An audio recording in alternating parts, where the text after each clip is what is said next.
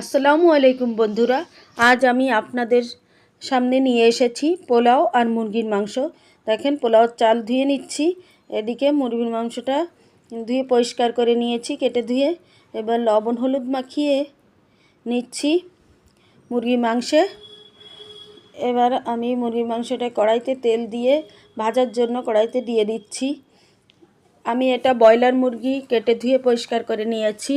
এই ব্রয়লার মুরগির ভাজার কারণ গন্ধটা থাকবে না, আর ব্রয়লার মুরগিতে একটা গন্ধ আছে, সেই গন্ধটা থাকবে না, আর একটু শক্ত হবে, নরম। এর মাংসটা যেহেতু নরম, ভাজার কারণে একটু শক্ত হবে, মনে হবে না এটা ব্রয়লারের গোশ। আর হাঁড়িতে নিয়ে নিয়েছি তেল, সয়াবিন তেল দিয়ে, তেজপাতা দিয়ে, পেঁয়াজ কুচি দিয়ে, হালকা একটু জাফরান দিয়ে দিয়েছি, ভেজে নিচ্ছি, বেস্তা করে নিচ্ছি পেঁয়াজটাকে। দেখেন বন্ধুরা, পেঁয়াজটাকে বেস্তা করে নিয়েছি, এবার উঠিয়ে নিচ্ছি।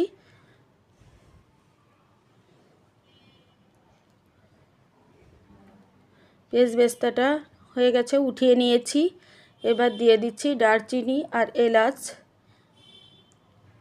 দিয়ে, এবার ধুয়ে পানি ঝরে রাখা চালগুলো দিয়ে দিচ্ছি। পোলাওর চাল হাঁড়িতে দিয়ে দিচ্ছি, পোলাওর চালগুলো।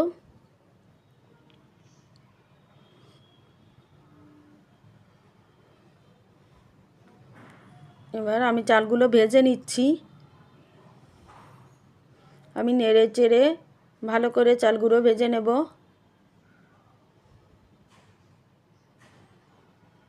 আমার চালগুলো ভাজা হয়ে গেছে, এবার দিয়ে দিলাম গরম পানি। আমি যতটুকু চাল নিয়েছি তার থেকে 1 কাপ, আমার এখানে 1.5 কেজি পরিমাণে চাল আছে, মানে 6 পট। আমি এখানে 5 পট 11 পট পানি নিয়েছি, 10 পট পানি নিয়েছি, নিয়ে দিয়ে দিলাম। এবার দিয়ে দিলাম কিশমিশ, দুধ। তার আগে দিয়ে দিচ্ছি আদা বাটা আর রসুন বাটা। এবার দিয়ে দিলাম কাঁচা ঝাল। এদিকে আমার মুরগিটা ভাজা হয়ে গেছে, মুরগির তেলটা হাঁড়িতে দিয়ে দিচ্ছি।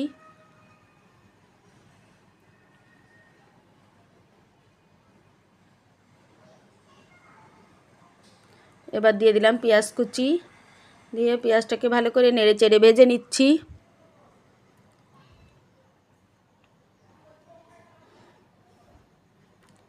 এবার দিয়ে দিলাম একটু পানি মশলাটা কষানোর জন্য।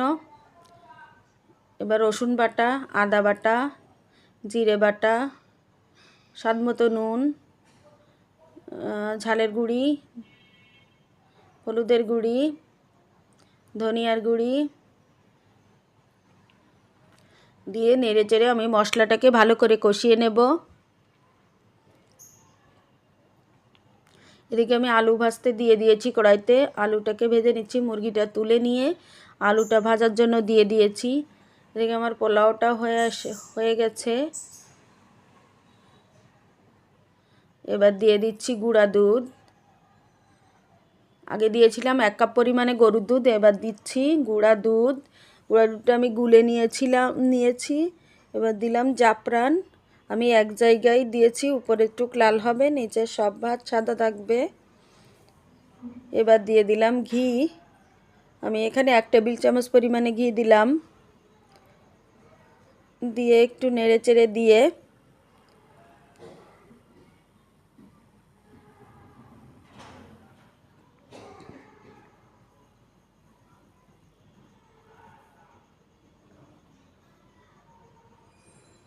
নেড়ে চেড়ে দিয়ে দিচ্ছি।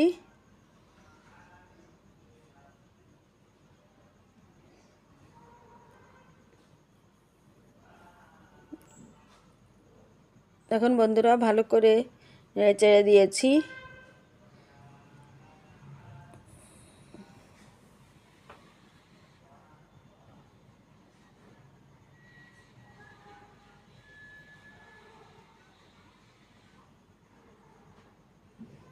আমি আর একটু ঘি দিলাম।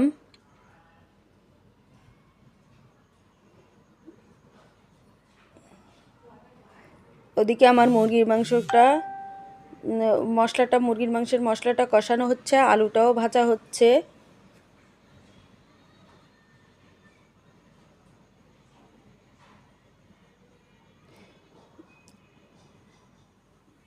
এবার দিয়ে দিলাম পেঁয়াজ কুচি।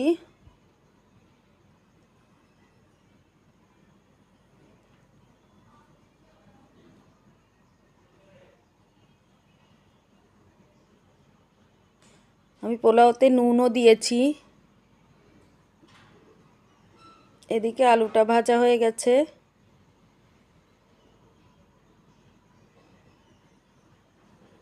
এবার মুরগির মাংসটা, মশলাটা কষানো হয়ে গেছে, তেল ছেড়ে দিয়েছে। মুরগির মাংসটা দিয়ে ভালো করে আমি একটু নেড়ে চেড়ে কষিয়ে নেব। তারপর দিয়ে দেব আলু, কারণ এটা ব্রয়লার মুরগি, নরম যেহেতু, কোষটা তাড়াতাড়ি এমনি ভাজাতে সিদ্ধ হয়ে গেছে। আলুটাও দিয়ে দিলাম, আর দিয়ে দিলাম 3-4টে তেজপাতা, দিয়ে আবার নেড়ে চেড়ে কতক্ষণ ভেজে নিয়েছি। এবার দিয়ে দিলাম একটু গরম মশলার গুঁড়ি, তারপরে পানি দিয়ে দিচ্ছি। আমি গরম পানি দিয়েছি এখানে, দিয়ে এবার জাল করে নেব।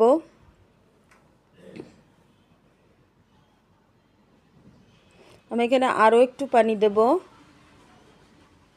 দেখেন বন্ধুরা, আমার পোলাওটা কি সুন্দর ঝরঝরে হয়েছে, খেতেও সুস্বাদু হয়েছে। এবার আবার দিয়ে দিলাম গরম মশলার গুঁড়ি মুরগির মাংসে, গরম মশলার গুঁড়ি দিয়ে দিচ্ছি। দেখেন বন্ধুরা, আমার মুরগির মাংসটাও হয়ে গেছে।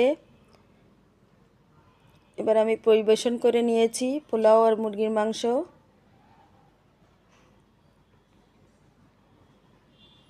কেমন